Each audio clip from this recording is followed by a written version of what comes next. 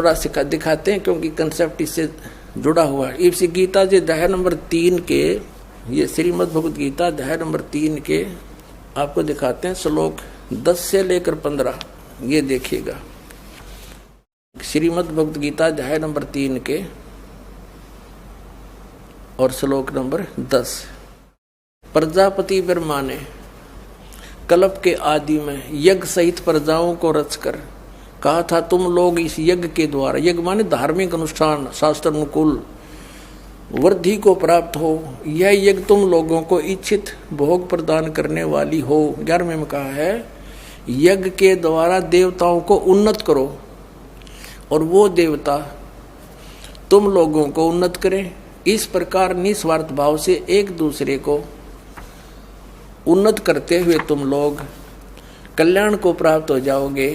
12वें में फिर कहा है, यज्ञ के द्वारा बढ़ाए गए देवता, बताओ देवता ने क्या हम पकड़ कर बढ़ावाएंगे, खींच कर बढ़ावाएंगे उन्हें। अब ये विधि बता रखी है कि शास्त्र अनुकूल साधना करने से, जड़ की पूजा करने से ये तीनों देवता रूपी शाखा बढ़ जाएंगी, बड़ी हो जाएंगी, फिर ये फल देंगे। देखिए यज्ञ के द्वारा, शास्त्र अनुकूल साधना के द्वारा बढ़ाए हुए यानी बढ़े हुए देवता, ये तीनों शाखाएं तुम लोगों के बिना मांगे ही इच्छित भोग निश्चय देते रहेंगे। उन देवताओं को दिए हुए भोगों को जो पुरुष उनके बिना दिए स्वयं भोगता है वह चोर है। अब क्या सिद्ध हो गया कि जैसे हम मूल की पूजा करेंगे, मूल की यानी जड़ की पूजा करने से टहनी बड़ी हो जाएंगी, ये देवता बढ़ गए, बड़े होकर ये फलों से लदपद हो जाएंगी, ये टहनी बिना मांगे देंगे अपने आप, क्योंकि हम मूल की पूजा कर रहे हैं तो अपने आप इनका बस की बात नहीं, देने पड़ेंगे फल हमारे को। आगे देखो, और जो फिर कहते हैं धर्म दान नहीं करते तो वो तो चोर हैं, वो फिर स्वयं भोगता है बिना गुण को दिए यानी बिना कुछ दान किए तो चोर है। 13वें में कहा है, यज्ञ से बचे हुए अन्न को खाने वाले श्रेष्ठ पुरुष सब पापों से मुक्त हो जाते हैं, और जो पापी लोग अपने शरीर पोषण के लिए ये अन्न पकाते हैं वे तो पाप ही खाते हैं। इसका कहने का भाव यह है, अपने आत्माओं यहाँ पर सतलोक आश्रम बरवाला जिला हिसार हरियाणा में पूरे विश्व में एक ये स्थान है जहाँ शास्त्र अनुकूल साधना होती है। अब ये क्या बता रहे हैं, यज्ञ से बचे हुए अन्न को खाने वाले श्रेष्ठ पुरुष संत यानी अच्छी आत्मा तो सब पापों से मुक्त हो जाते हैं। हम सबसे पहले परमात्मा का भोग निकालते हैं, भोजन का भी, हलवे का प्रसाद बनकर आता है वो भी, उसको भगवान के भोग लगाकर फिर शेष अन्न को वितरित किया जाता है। तो ये कहते हैं यज्ञ से बचे हुए अन्न को खाने वाले संत, साधु संत भक्त, यज्ञ से बचे हुए अन्न को खाने वाले संत है यानी साधु संत भक्त आत्माएं, अच्छी आत्माएं सब पापों से मुक्त हो जाते हैं। अब कहने का भाव ये है कि यहाँ पहले भगवान को भोग लगा के शेष बचे हुए अन्न को उसके बच्चों को वितरित किया जाता है, वो महापाप नाशक बन जाता है। तो यहाँ आओगे तो सारी साधना मिल लगी आपने, तो सब पापों से मुक्त आप होगे। ज्ञान सुनोगे, धर्म यज्ञ, ज्ञान यज्ञ, प्रणाम यज्ञ, सारी यज्ञ, सब साधना, पूरा ट्रीटमेंट दिया जाएगा। फिर कहते हैं जो दान धर्म नहीं करते हो तो चोर हैं भगवान के। जिन हर की चोरी करी और गए राम गुण भूल, ते बिदना बागुल किए वो फिर झूले उल्टी झूल। कहते हैं जिन हर की चोरी करी, भगवान ने जो आपको दान दिया है, धन आपके संस्कार में, उसको आगे दान जो नहीं करता वो तो चोर बताया भगवान का। तो फिर क्या बताते हैं देखिएगा, आगे इसमें निष्कर्ष निकल रहा है। 3रे अध्याय का हमने ये 13वां श्लोक पढ़ लिया।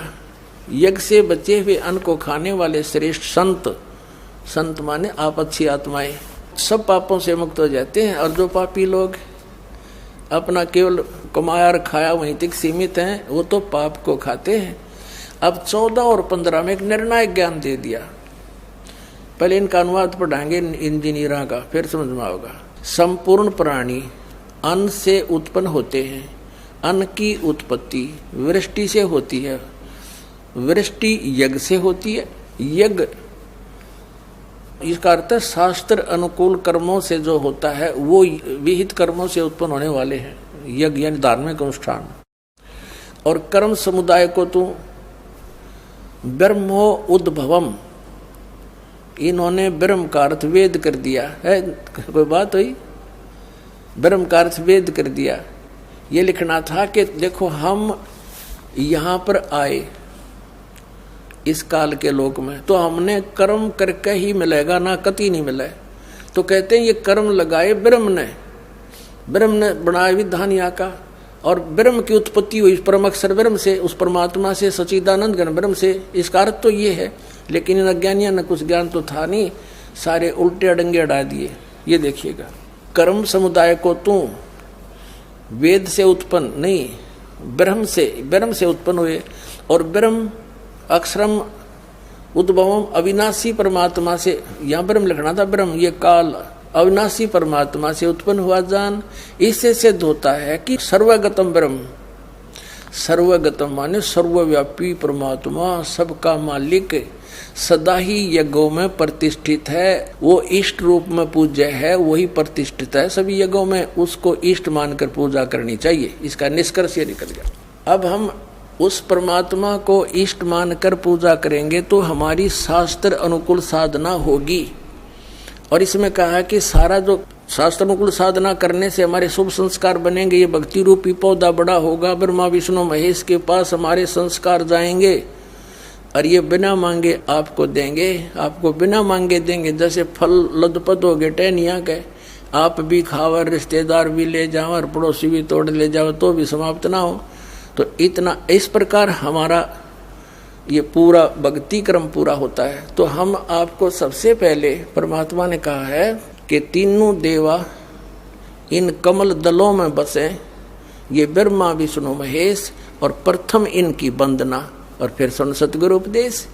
तो हम इनकी पूजा नहीं कर रहे, हम किसी का किराया दे रहे हैं, जैसे हम टैक्स भर रहे हैं बिजली का, हम बिल भर रहे हैं इसका टेलीफोन का, वो पूजा थोड़ी कर रहे हैं, वो तो हम उनको दे रहे हैं, तो हमें हमारी सुविधाएं जारी रखेंगे, नहीं देंगे तो कनेक्शन काट देंगे। तो हम शास्त्र अनुकूल साधना कंप्लीट कोर्स ना करके अपनी अपनी डफली पीट रहे हैं, जिस कारण से हम परमात्मा से मिलने वाली साधना से वंचित होकर के हम नास्तिक होते जा रहे थे। अब परमात्मा ने दया करी आपके ऊपर और इस दास के ऊपर। इस दास को बनाया वो तत्वदर्शी संत, और जो ज्ञान परमात्मा 600 वर्ष पहले छुपा गए थे खजाना, इस दास को चाबी दे दी। अब दास ने खोल दिया उसके बच्चों के सामने, अब खाओ और खर्चो, चलो सतलोक में।